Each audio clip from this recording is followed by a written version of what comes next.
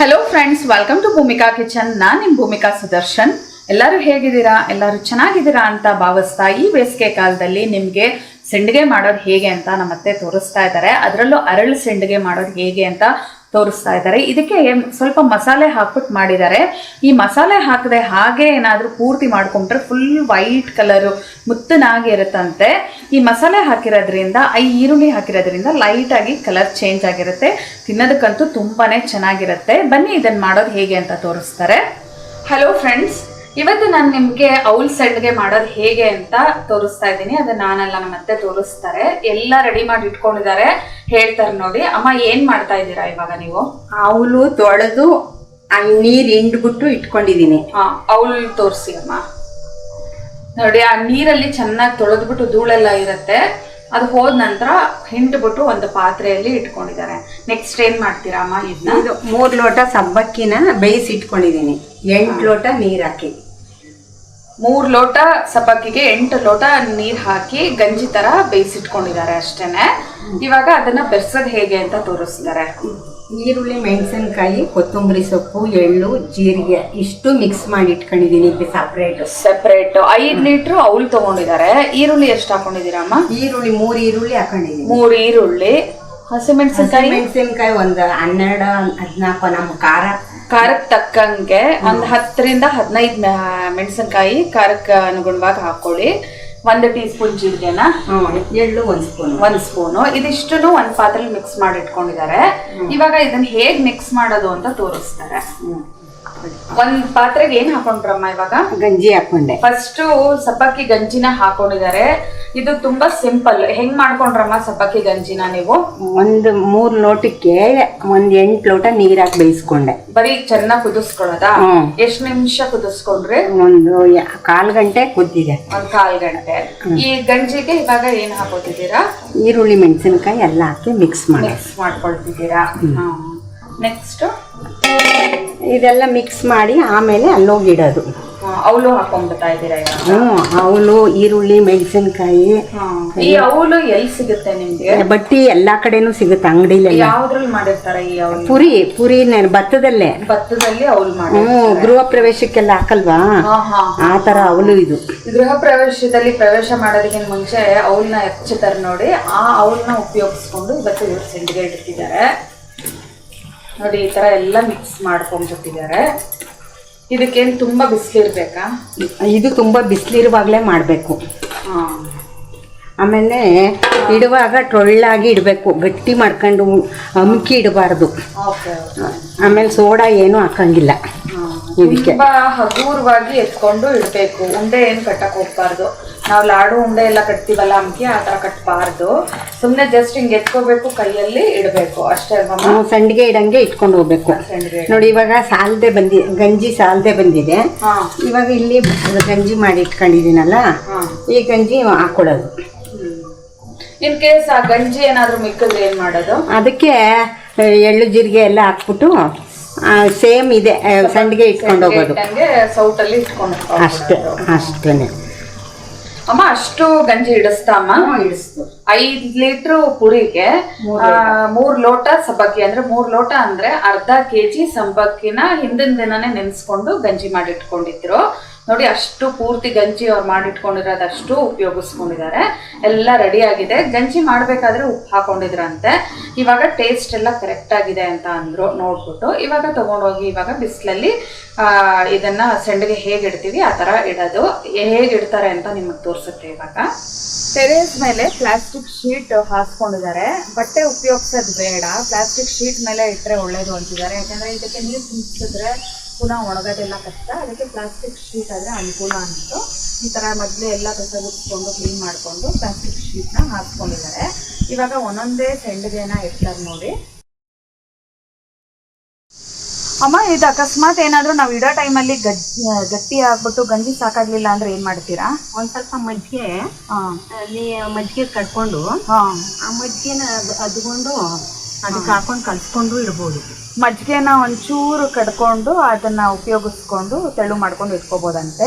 ಕೈ ಒದ್ದೆ ಮಾಡ್ಕೊಂಡು ಇಡ್ತಾ ಇದಾರಂತೆ ಹಗುರವಾಗಿ. ಹೆಂಗಮ್ಮ ಇಡ್ತಾ ಇದ್ದೀರಾ? ಇಲ್ಲ ಒಂದ್ಸತಿ ಕೈ ಒದ್ದೆ ಮಾಡ್ಕೊಂಡ್ರೆ ಸಾಕಾ? ನನಗ್ ಗೊತ್ತಾಗ್ತಾ ಇರೋದ್ರಿಂದ ನಾನು ನಮ್ಮ ಅತ್ತೆನ ಪ್ರತಿಯೊಂದು ಕೇಳ್ತಾ ಇದ್ದೀನಿ ಹೇಗೆ ಇಡ್ತಾ ಇದ್ದಾರೆ ಅಂತ. ನೋಡಿ ಎಲ್ಲ ಈ ತರ ಇಟ್ಟು ಅವರು ತೋರಿಸ್ತಾ ಇದ್ದಾರೆ. ಕಂಪ್ಲೀಟ್ ಆದ್ಮೇಲೆ ನಾನು ನಿಮ್ಗೆ ತೋರಿಸ್ತೀನಿ. ಅಮ್ಕಿ ಇಡಬಾರ್ದು, ಸುಲಭವಾಗಿರ್ಬೇಕಿದು. ಉಪ್ಪೆ ಕಣಕ್ ಉಟ್ಕೋಬೇಕು.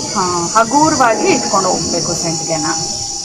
ನೋಡಿ ಪೂರ್ತಿ ಇಟ್ಟಾಯ್ತು. ಇವಾಗ ತುಂಬಾ ಬೇಗ ಇಟ್ಬಿಡ್ಬೋದು. ಒಂದು ಅರ್ಧ ಗಂಟೆಗೆಲ್ಲ ಈ ಏನ್ ಅರಳು ಸಂಡಿಗೆನ ಇಟ್ಟಿದ್ದಾರೆ ಹಗೂರವಾಗಿ. ಒಂದೊಂದೇ ಒಳ್ಳೆ ಇಷ್ಟು ಸ್ವಲ್ಪ ಮುತ್ತಿನ ಉಂಡೆ ಇಟ್ಟಂಗೆ ಇಟ್ಕೊಂಡು ಹೋಗಿದ್ದಾರೆ.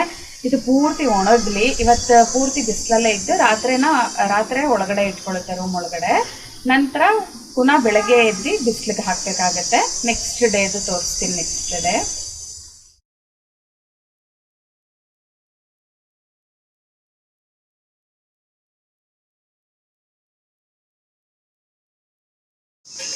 ಅರಳು ಸಂಡಿಗೆ ನೋಡಿ 2 ದಿನ ಬಿಸಿಲಲ್ಲಿ ಒಣಗಿಸಿದೆ. ನೋಡಿ ಜಸ್ಟ್ ಹಿಂಗೆ ಅಂದರೆ ಬಂದ್ಬಿಡ್ತಾ ಇದೆ.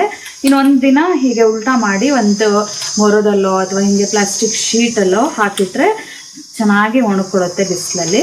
ಇವಾಗ ಬೆಳಗ್ಗೆ ಹಿಂಗೆಲ್ಲ ಬಿಡಿಸಿ ಇದನ್ನು ಒಂದು ಪೇಪರ್ ಮೇಲೆ ಒಣಗಾಕಿಡುತ್ತೆ. ಇನ್ನು ಒಣಗಿದ ಮೇಲೆ ನಾನು ನಿಮಗೆ ತೋರಿಸ್ತೀನಿ.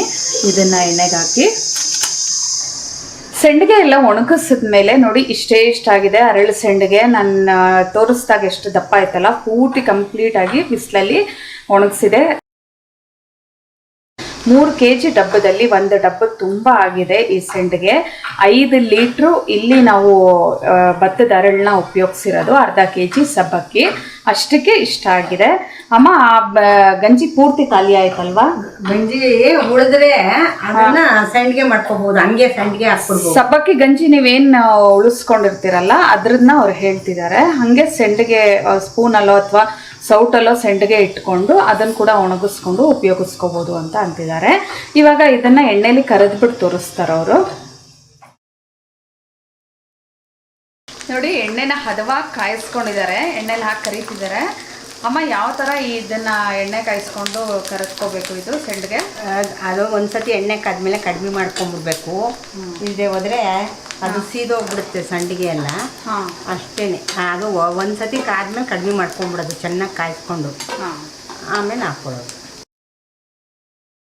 ಒಂದು 4 ಹಾಕೊಂಡು ಎಣ್ಣೆಲಿ ಕರೆದ್ಕೋಬೇಕು ಅಂತ ಇದ್ದಾರೆ. ಎಣ್ಣೆ ವೇಸ್ಟ್ ಮಾಡೋದು ಬೇಡ ಅಂತ 4 ಹಾಕೋತಿದ್ದೀರಾ? ನೋಡಿ ಅರಳಿದ್ದು ಚೆನ್ನಾಗಿ ಅರಳ್ಕೊಳ್ತಾ ಇದೆ. ಯಾವ ಥರ ಇದು ಇದೆ ಅಮ್ಮ? ಈಗ ಬಿಳಿ ಇದೆ, ಕೆಂಪು ಎರಡು ಮಿಕ್ಸ್ ಆಗಿದೆ. ಯಾಕೆಂದರೆ ಈರುಳ್ಳಿ ಬಣ್ಣ ಅದು ಸ್ವಲ್ಪ ಇದಾಗಿದೆ, ಕೆಂಪು ಬಂದಿದೆ. ಕೆಂಪು ಬರುತ್ತೆ ಇದು. ನಾನು ಬೇಡ ಅನ್ನೋರು ಕಡಿಮೆ ಹಾಕೋಬಹುದು, ಈರುಳ್ಳಿ ಬೇಡ ಅನ್ನೋರು ಕಮ್ಮಿ ಹಾಕೊಂಡು. ನಮಗೆ ಈರುಳ್ಳಿ ಇಷ್ಟ ಅಲ್ಲ, ಅದಕ್ಕೆ ಜಾಸ್ತಿ ಹಾಕೊಂಡಿದ್ದೀವಿ. ಅದರಿಂದ ಸ್ವಲ್ಪ ಕೆಂಪು ಬಣ್ಣ ಬಂದಿದೆ. 4 ದಿನ ಸಂಡಿಗೆನ ಒಣಗಿಸ್ಬೇಕು ಅಂತ ಹೇಳಿದ್ದೆ. ಆದರೆ ಅಮ್ಮ ಅಂತಿದ್ದಾರೆ ಬಿಸಿಲಿದ್ರೆ 2 ದಿನ ಸಾಕು ಅಂತ ಅಂದ್ಬಿಟ್ಟು ಅವ್ರನ್ನೇ ಕೇಳೋಣ. ಇದಕ್ಕೆ ಮೇಯ್ನ್ ಬಿಸಿಲೇ ಬೇಕಾಗಿರೋದು. ತುಂಬ ಬಿಸಿಲು ಇರಬೇಕಾ? ಎಷ್ಟು ದಿನ ಬೇಕಾಗುತ್ತೆ? 2 ದಿನ ಬಿಸಿಲಿದ್ರೆ. 2 ದಿನ. ಮಳೆ ಬಂದ್ಬಿಡುತ್ತಲ್ಲ, ಅದರಿಂದ ನೆರಳಲ್ಲೇ ನೆನೆ ಒಣಗಿಸ್ಬಿಟ್ಟಿದೆ. ಅದಕ್ಕೆ ಸ್ವಲ್ಪ ಕಪ್ಪು ಬಣ್ಣನೂ ಆಗಿದೆ ಸಂಡಿಗೆ. ಚೆನ್ನಾಗಿ ಬಿಸಿಲಿರೋ ಟೈಮಲ್ಲಿ ಹಾಕೋಬೇಕು ಈ ಸಂಡಿಗೆ ಮಾತ್ರ ಹೋಟ್ಲಲ್ಲಿ. ನೋಡಿ ಈ ಥರ ಎಲ್ಲ ಸಂಡಿಗೆಗಳನ್ನು ಕರೆದಿಟ್ಕೋಬೋದು ನೀವು. ಮಳೆಗಾಲ ಬರ್ತಾ ಇರೋದ್ರಿಂದ ಈ ಥರ ಎಣ್ಣೆಲಿ ಕತ್ಕೊಂಡು ಸ್ನ್ಯಾಕ್ಸ್ ಥರನಾದರೂ ಉಪಯೋಗಿಸ್ಕೋಬೋದು, ಅಥವಾ ಊಟಕ್ಕಾದರೂ ನೀವು ಇದನ್ನು ಉಪಯೋಗಿಸ್ಕೋಬೋದು. ಇವಾಗ ಸರ್ವ್ ಮಾಡ್ಕೊಳ್ಳೋಣ. ಸರ್ವ್ ಮಾಡೋದಕ್ಕೆ ಗರಿಗರಿಯಾಗಿರೋವಂಥ ಅರಳು ಸಂಡಿಗೆ ರೆಡಿ ಇದೆ ನೋಡಿ. ನನಗೆ ನೋಡಿ ಹೇಗಿದೆ ಅಂತ ಹೇಳ್ತೀನಿ. ಮುಟ್ತಾ ಇದ್ರೆ ಗೊತ್ತಾಗ್ತಾ ಇದೆ. ತುಂಬ ಚೆನ್ನಾಗಿದೆ, ಒಳ್ಳೆ ಉಂಡುಂಡೆ ಸಿಗ್ತಾ ಇದೆ. ತಿಂದು ನೋಡ್ಬಿಟ್ಟು ಹೇಳ್ತೀನಿ ನಾನು ನಿಮಗೆ ಹೇಗಿದೆ ಅಂತ. ಬಾಯಿಗೆ ಹಾಕೊಳ್ತಿದ್ದಂಗೆ ಕರ್ಗೋಗ್ತಾ ಇದೆ, ಅಂದರೆ ಅಷ್ಟು ಕ್ರಿಸ್ಪಿಯಾಗಿ ಅಷ್ಟು ಚೆನ್ನಾಗಿದೆ. ಇದನ್ನು ಎಷ್ಟು ದಿನ ಇಟ್ಕೋಬೋದು ಅಂತ ಕೇಳೋಣ. ಎಷ್ಟು ದಿನ ಇಡ್ಬೋದಮ್ಮ ಇದನ್ನು? ಚೆನ್ನಾಗಿ ಇಟ್ಕೋಬೋದು, ಆದರೆ ಮಧ್ಯೆ ಬಿಸಿಲಿದ್ದಾಗ ಒಣಗಿಸಿ ಇಟ್ಕೋಬೇಕು. 1 ವರ್ಷದವರೆಗೂ ಇದನ್ನು ಸ್ಟೋರ್ ಮಾಡ್ಬೋದಂತೆ. ಆದರೆ ಮಧ್ಯ ಒಂದು ತಿಂಗಳು 2 ತಿಂಗಳಿಗೊಂದ್ಸಲ ಬಿಸಿಲಿಗೆ ಹಾಕ್ಕೊಂಡು ಇಟ್ಕೋಬೇಕಂತೆ. ಅದು ಬಿಟ್ಟರೆ ಇದನ್ನು ಇನ್ನು ಯಾವ ಥರ ಸ್ಟೋರ್ ಮಾಡೋದಮ್ಮ? ಪ್ಲಾಸ್ಟಿಕ್ ಕವರ್ಗೆ ಹಾಕಿ ಡಬ್ಬಕ್ಕೆ ಹಾಕಿ ಇಟ್ಬಿಟ್ರೆ ವರ್ಷದ ತನಕ ಇಡ್ಬೋದು. ವರ್ಷದ ತನಕ. ನೋಡಿದ್ರಲ್ಲ ಎಷ್ಟು ಈಸಿಯಾಗಿ ಎಷ್ಟು ಬೇಗ ಅರಳು ಸಂಡಿಗೆನ ಮಾಡ್ಕೋಬೋದು ಅಂತ. ಯಾವುದೇ ರೀತಿ ಏನು ಕಷ್ಟಪಟ್ಟು ಕುದಿಸೋದು ಮಾಡೋದು ಅವೆಲ್ಲ ಏನಿಲ್ಲ. ಗಂಜಿ ಒಂದು ಕಾಯಿಸ್ಕೊಂಬಿಟ್ರೆ ಫಟಾಫಟ್ ಅಂತ ಈ ಅರಳು ಸಂಡಿಗೆನ ನೀವು ಮಾಡ್ಕೊಂಬಿಡ್ಬೋದು. ನೀವು ಕೂಡ ಈ ಸೀಸನಲ್ಲಿ ಅರಳು ಸಂಡಿಗೆ ಮಾಡಿಕೊಂಡು ಹೇಗೆ ಬಂತು ಅಂತ ನನಗೆ ಕಮೆಂಟ್ ಬಾಕ್ಸಲ್ಲಿ ತಿಳಿಸಿ. ಇವತ್ತಿನ ಈ ವಿಡಿಯೋ ಇಷ್ಟ ಆದರೆ ಲೈಕ್ ಮಾಡಿ, ಶೇರ್ ಮಾಡಿ. ಯಾರೆಲ್ಲ ಇನ್ನೂ ಭೂಮಿಕಾ ಕಿಚನ್ಗೆ ಸಬ್ಸ್ಕ್ರೈಬ್ ಆಗಿಲ್ಲ ಆದಷ್ಟು ಬೇಗ ಸಬ್ಸ್ಕ್ರೈಬ್ ಆಗಿ. Thanks for watching.